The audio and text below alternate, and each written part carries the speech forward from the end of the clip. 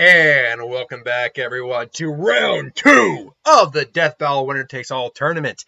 So we had round 1, I had to do it in 2 parts. The beauty is now that I've killed off a bunch of the combatants, I can actually do each round as a single video. And as we get further into it with less combatants, it's going to be easier to do it in one go. Joe, just really quick, just to reemphasize, it was all the winners, except for a couple stragglers who didn't make sense to put in there, like anyone who was a tie or anyone that was a joke battle or anything like that. It is my opinion, ultimately. I use death battle facts when it's prudent and when it makes sense, but ultimately it's my opinion based on what I know about the characters and the overall research. So you may not agree with this. Most people aren't going to agree with it. I probably already busted most people's brackets already who did decide to make a bracket for this.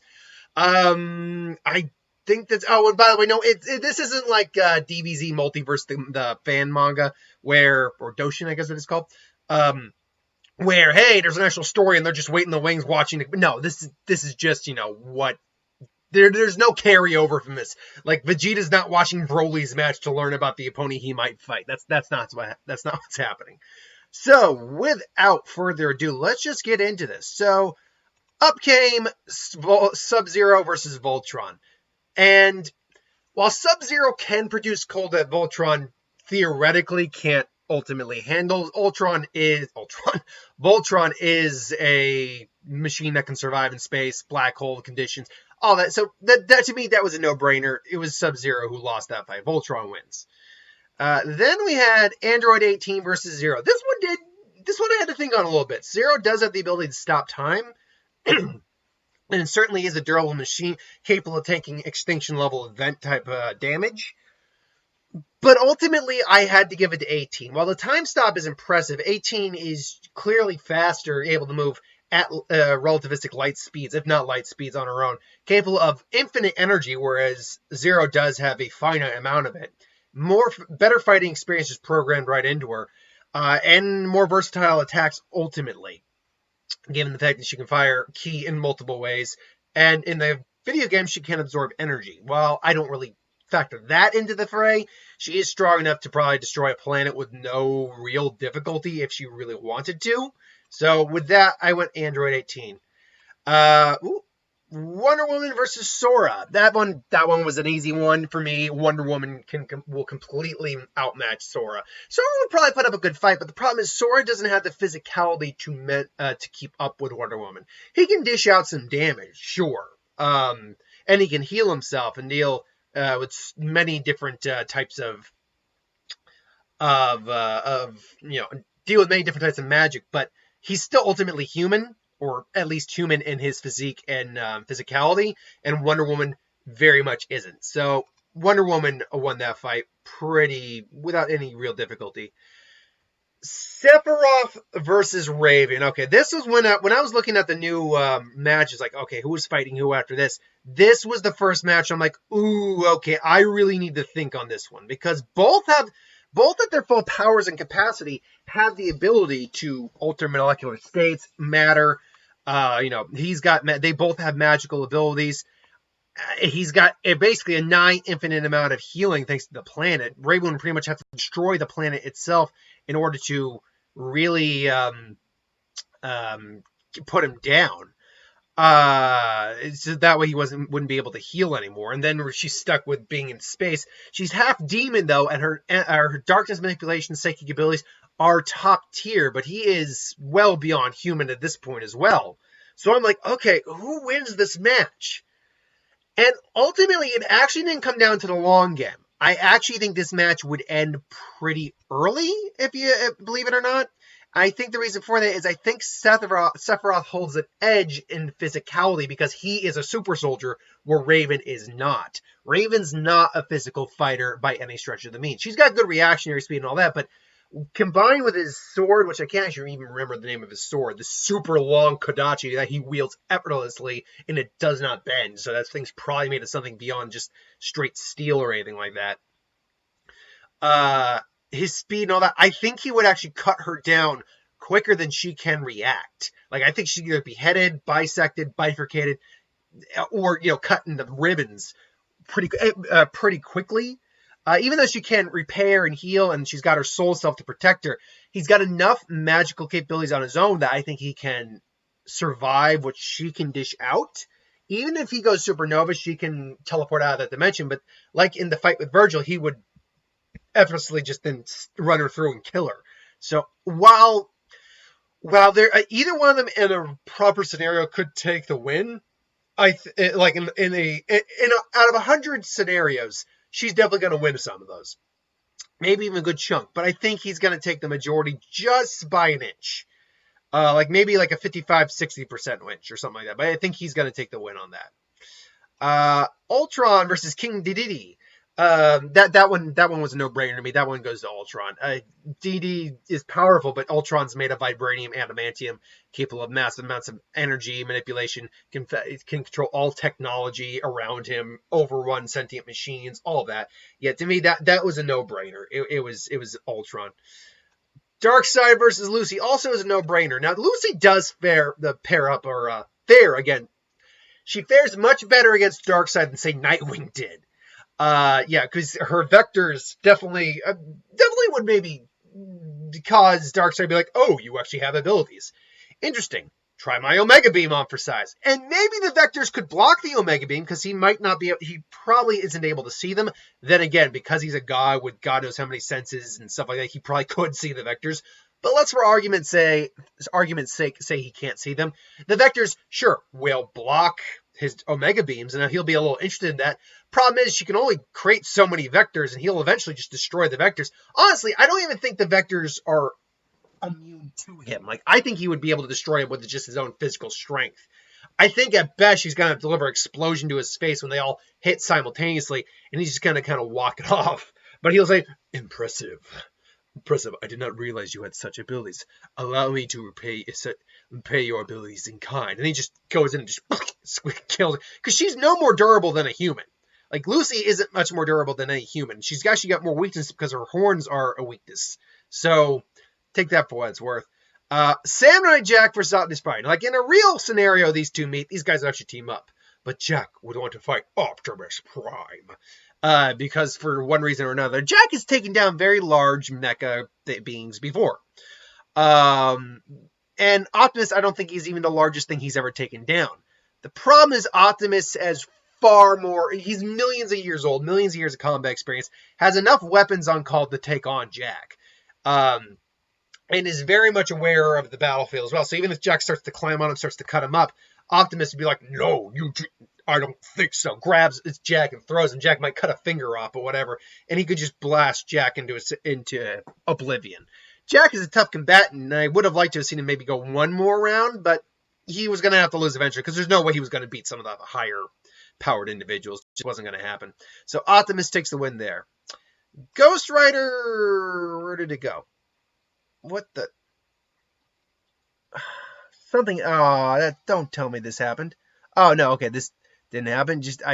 Sorry, I was trying to. There we go. Ghost Rider versus Zim. I was trying to move up the image, and then it bypassed where it was supposed to go, and ended up at the bottom of my screen. So I just had to adjust. Shazam versus Ghost Rider. This was a tough one. I'm like, okay. Does Shazam have the question I actually ultimately had to ask was, does Shazam have the actual power to put down Ghost Rider? Ghost Rider can only really be put down by holy weapons, serious levels of magic, or a being of comparable strength, like maybe like a Thanos or something like that. And even then, that's debatable, because Zarathos is a godlike deity. And the sad fact for Shazam is, no, he does not have those capabilities. He's powerful, sure, lightning, all that, but none of it's holy magic or holy weaponry. So, unfortunately, Ghost Rider as Zarathos would easily take this win, either with a pen stare, which probably wouldn't do much, but might do a little. Because Shazam probably has, messed up some people before. But more likely, he could just hellfire and, swallow his soul, or just obliterate him with sheer power. Honestly, I don't think he'd be able to get his soul, because Shazam, I think, is powerful enough to resist something like that. But ultimately, yeah, I don't think he's powerful enough to resist the full power of the Rider. So, Ghost Rider won that fight. Hiei versus Mecha Godzilla. So, this is where I'm gonna get a lot of people pissed at me. I give this win to Kiryu. Mechagodzilla wins. Now, before you go and get your pitchforks and all that, hear me out first.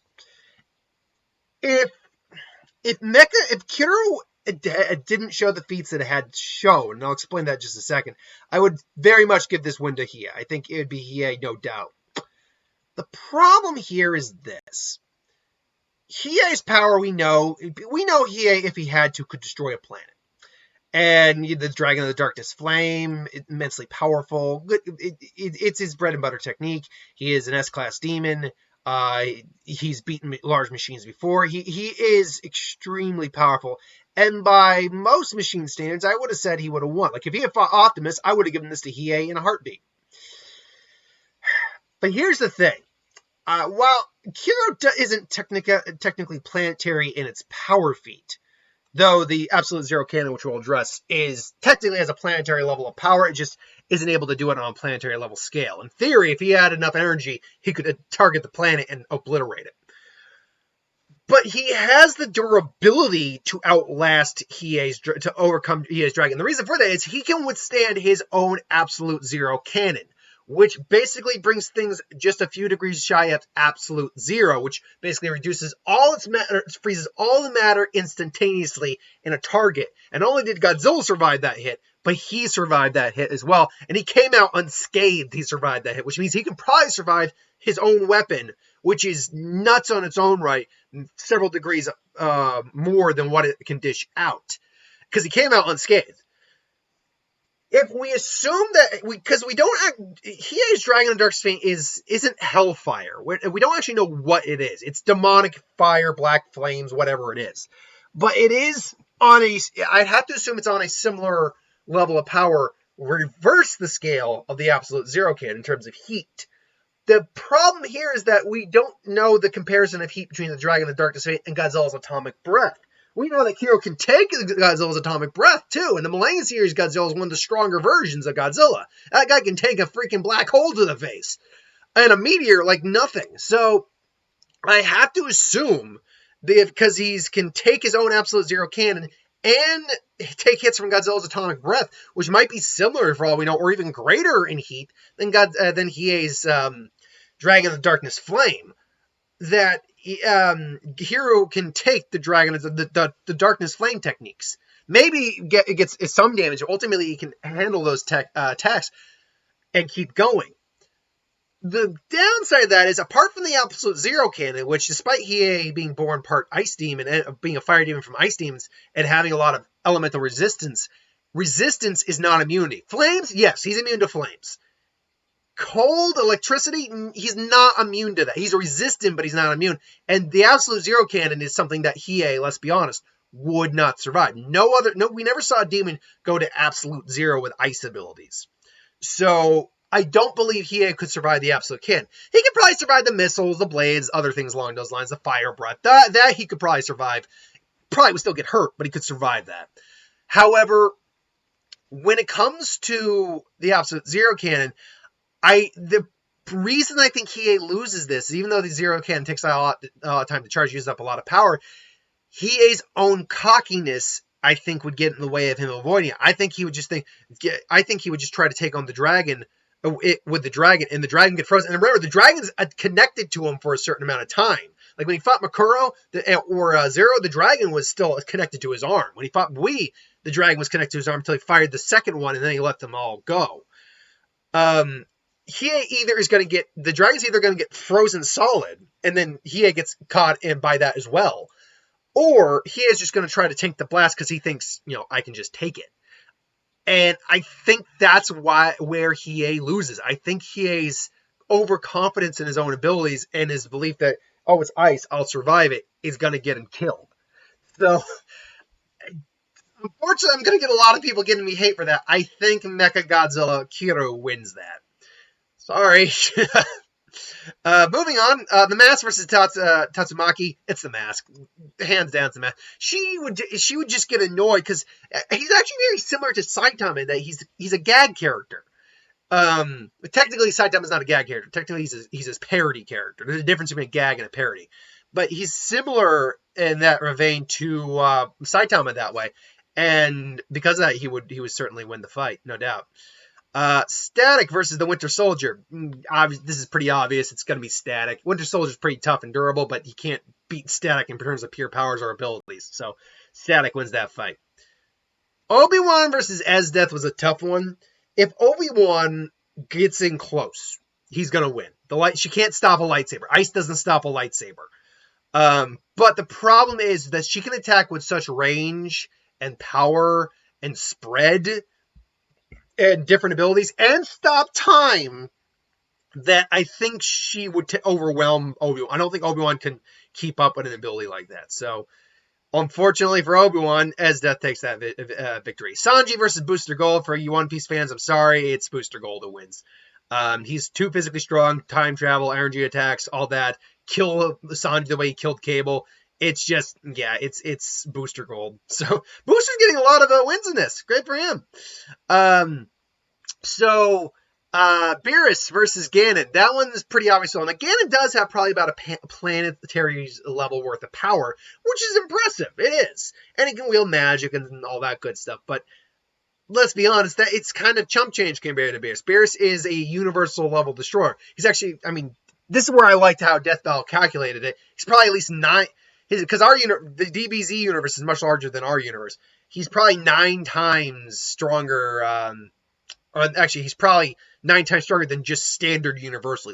Like, his universe, again, is much bigger than our universe. So he's probably 9 times standard universal, if that makes sense. Arguably, you could lean him towards low multiversal. Because he theoretically could go about destroying a universe by universe if he wanted. But he's not universal, say, on the... or multiversal on, say, like the Omni King's tier, where Omni King can just go squish and just annihilate universes like that. I think, honestly, the Omni King might actually be outerversal. Like, he's beyond multiversal, because he exists outside the multiverse itself. So, you can make that argument, definitely, because he can just squish the multiverse like that if he wanted to. That's how strong the Omni King is. Beerus certainly isn't that powerful, but he's powerful. Like Ganon would not be able. Ganon would do the best he could to put up a fight, and he would lose pretty quick. So yeah, that one definitely goes to Beerus. Mewtwo versus Naruto. Now, before anyone's like, you better look, Naruto wins the fight, but he wins it with a degree of difficulty. Mewtwo probably won't be able to get into his mind using psychic abilities, thanks to Kurama, but the fact that he has psychic abilities and very powerful psychic abilities at all does put Naruto at a disadvantage, because that is one type of ability that we never see in Naruto at all. So it's one of those things where when they match up, Mewtwo is going to quickly just start throwing him around a little bit. And Naruto's not going to know what to do. Naruto might fire like Rasengans or Winjutsu or whatever, and Mewtwo can just bat him away with psychic abilities. The difference here is that when it comes to chakra versus like PP, or with the energy expended for a technique, Naruto has the level of power in spades that'll last him for weeks on end, probably. Well, at least days. As once Naruto goes into like chakra mode and stuff like that, he's not. Mewtwo doesn't have the power to overwhelm him. So Mewtwo loses that fight. Naruto takes that fight. Gundam Epyon versus Akuma. That's Gundam Epyon. Akuma is powerful, but let's be honest, Gundam Epyon can attack from mid-range, and could probably just blow up Akuma as is. So while Akuma is tough and powerful, and it's taken down machines before, I'm pretty sure he has, the Gundam Epyon system just wins that fight. Rogue versus Mai Shirayuni. I think it's pretty obvious Rogue takes that fight. First off, she's got Mai Shirayuni. Not that many of us men or women are complaining, but she's exposing way too much skin for a fight against someone like Rogue, who just tap and dead. So, yeah, Mai loses that fight. Most of these are all pretty simple for a little while. Master Chief versus Leonardo. Leonardo is a tough guy, but he can't beat the Spartan armor. Like, the Spartan armor can survive re-entry into a plant's atmosphere. Master Chief is just as skilled in combat, quite frankly, and he's got way too many weapons that Leonardo can't deal with. Leonardo can block bullets, sure, but the alien tech, the other sword, the energy sword, which can cut through individuals in metal, it probably cut through Leonardo's swords. Leonardo loses that fight, unfortunately. Then we have The one that, okay, Spawn versus Superman. This one is a tough match to call because Spawn is whoops. Yeah, I'm trying to organize, but that'll be the next match. Spawn is an opponent that is not a good match for Superman. He's supernatural and magically based. And looking at all the realm of abilities that Spawn has, it's very possible he could kill Superman. He is being very much in the realm of capability of killing Superman. Now, someone had given me a suggestion or their theories about who would win in these matches. And they basically suggested that Superman could just outlast Spawn because Spawn does not have any sins or evil to feed off of from Superman. And that is actually very true.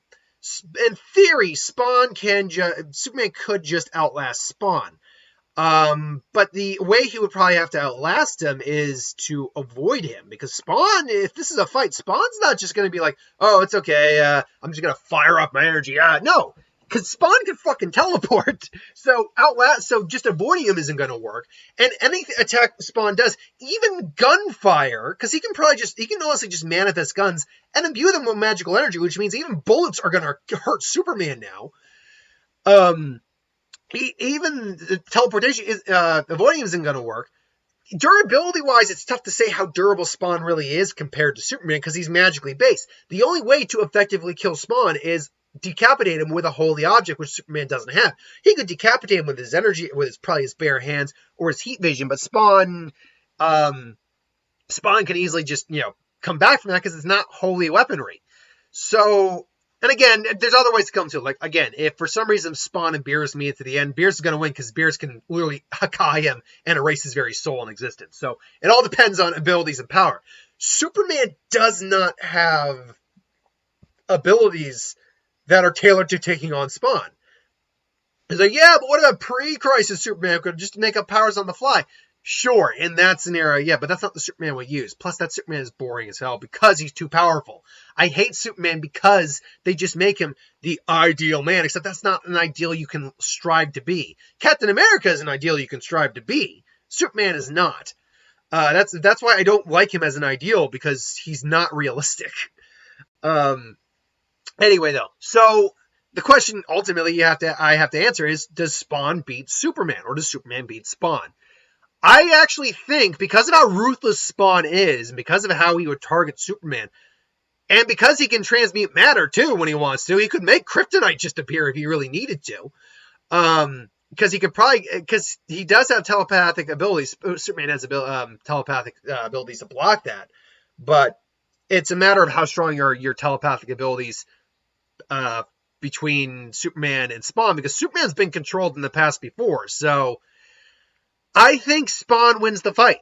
I think because all of his abilities, even his firearms, are magical, because he can just bring them in and just imbue them with magic if he needs to. Because he's actually was a trained soldier and just a better fighter in hand-to-hand than Superman is. Because he's magical, and because he has a list of abilities from energy, hellfire, his magical change, magical spikes, magical guns, elemental transmutation, controlling the elements, possession, feeding off hell. He's just too varied in terms of what he can do. I think Superman loses that fight. I actually do. So yeah, I give Spawn the win on that, which everyone in the DC court is like, oh no. And yeah. Luke Skywalker versus Vegeta. Jedi mind trick isn't going to work. He's too well honed. Vegeta was even able to fight off possession. So, and he can blow up a planet in an instant. So yeah, Luke loses that fight pretty quickly. Thor versus HeMan and the Masters of the Deathbattle.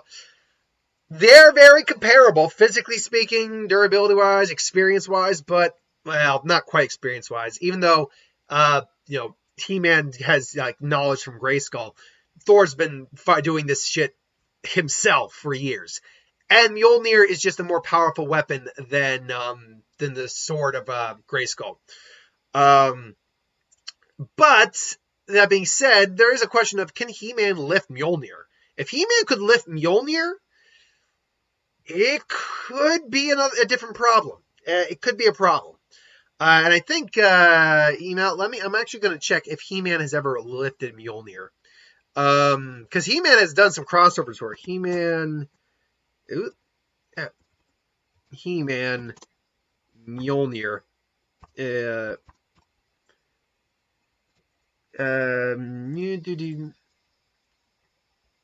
hold on, HeMan Mjolnir.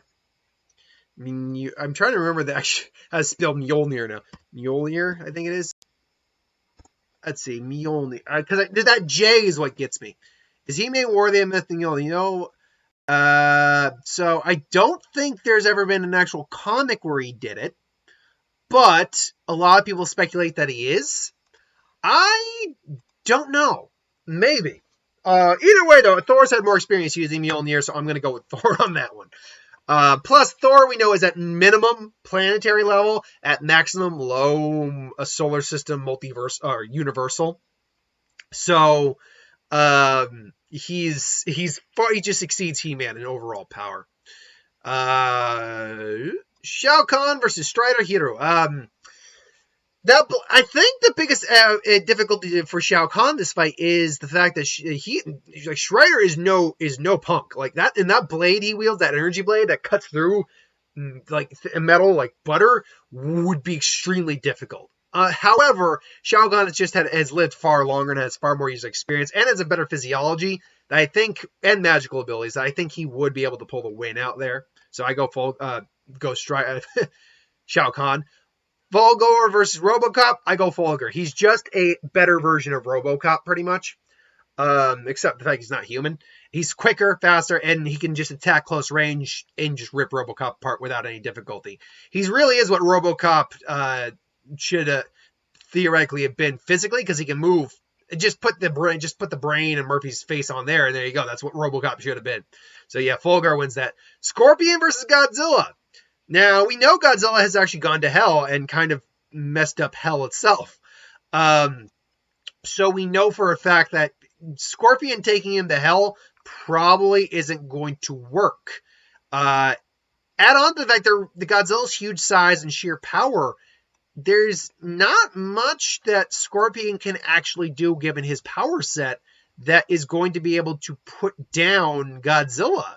Just because of the sheer size and power of Godzilla. So, I mean, and because we have precedent for Godzilla wreaking havoc through hell itself, I'm gonna go Godzilla in this fight. I mean, I like Godzilla also. So, and by the way, Godzilla versus Kong trailer just popped up today, and it makes me happy in my happy places. So yeah, I go Godzilla in that fight. Yeah. I do. Iron Man versus Goliath. I think that's pretty obvious. It's Goliath. It's Iron Man. Goliath just can't keep up with that level of technology, plus all the different suits Iron Man has. Honestly, even as just his standard suit would be enough, I think, to take on Goliath. So Goliath loses that fight. Flash versus Doomsday is one of those things where if Doomsday had the prep time, or if Doomsday and Flash existed in the same universe and he was aware of Flash's speed and what comes of that, I would give it to Doom. But that's not what we're doing here. We're giving just straight circumstances. And time travel doesn't mean anything to Flash. Reality warping doesn't mean anything. Magic is one thing that Doom has that Flash, I don't think it has any real capability of avoiding, except by able to vibrating on the dimensional plane. Another extra dimensional plane. But other than that, the Flash can avoid pretty much anything. That being said, killing Doom wouldn't be easy because his suit is so powerful, magically infused, and all that. He survived a shot from the Infinity Gauntlet, which I guarantee you is something that the Flash cannot take. Like if someone used the Infinity Gauntlet on the Flash, no, the Flash is screwed. Flash is not all powerful by any stretch of means. So yeah, I gotta go Doom on that fight. Doom. Sorry, I gotta go Flash on that fight. Sorry about that. So then we got Raiden versus Hawkeye. Hawkeye would definitely be a little tricky because he'd be fighting from a distance and his arrows would suck and hurt. But Raiden's got enough durability, regenerative capabilities, all that, and enough skill and power that I think he would ultimately kill Hawkeye in a fight. Then we have Zoro versus Astro Boy. Now, you may be thinking Astro Boy takes this because he can survive a dip in the sun, has 100,000 horsepower level of strength, can reattach limbs by getting sliced. But the thing is, he's not made of metal. He's made of plastic. And Zoro can cut through pretty much anything. Like any metal, just about it's cut through. He can cut through steel. He can cut through plastic would be no problem. He can cut through just about anything. So I think it's really just a matter, and his speed feats, like reactionary speed feats, are far leagues better than Astro Boy's. And he can take out a lot of pain. So even if Astro Boy's dishing out damage, he can take it. He can take it and keep going. Ultimately, I think it comes down to him, A, starting to slice off limbs of Astro, being able to retach him. So then Zoro realizing, okay, I gotta go for the head, and just bifurcates him. And then that's where Astro Boy goes down. So I think Zoro takes the win in that fight. Doomsday versus War Greymon. Well, I would love to have seen War Greymon make it a little farther into this list. Let's not mince words here. It is very much, it's very much, where did that one go? Oh, it's very much Doomsday. I think War Greymon would put up a decent fight, to be fair. I think that he would put up a decent fight. But ultimately, like, it gets the one Terra Force off. It maybe like throws Doomsday back, but Doomsday at this point has evolved past the ability to really be killed by some of his meagerous Terra Force. War Greymon's not even planetary in his power when you really break it down. If he were, he wouldn't be duking it out in the real world the way he does. So, yeah, I love War Greymon. That's a great picture of him, too, but it's Doomsday.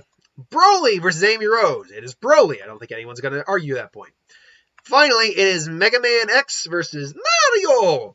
Mega Man X has universal levels of power. Mario does not. So it's kind of obvious who wins that fight. Yeah, Mario loses pretty easily. Mega Man X wins the fight. So, without further ado, that is the end of round 2. I'll let this video stay up for a day or two, and then I'll give you the round 3 brackets. We are now getting to the brackets where I really have to think on things for some characters. Like, some are still easy to figure out. Like, most of Darkseid's fights, most of Beerus' fights, they're still easy just because of how powerful. Most of Doomsday's fights are still easy. But then there are other characters where I look at them, I'm like, who wins this? I gotta think on this one. So thanks for watching. Hope you enjoyed. Like, comment, share, subscribe. As always, you want us to review something, put in the comments below. Let us know. We'll do a review of it at some point. Ideas for who would win, Star Wars, superhero, magic, what if, anything to do on the channel. Put that in the comments below. I'll get to that at some point. I'll be back with Pokemon team video and with the last what if for the week of what if. Thanks for watching. See you.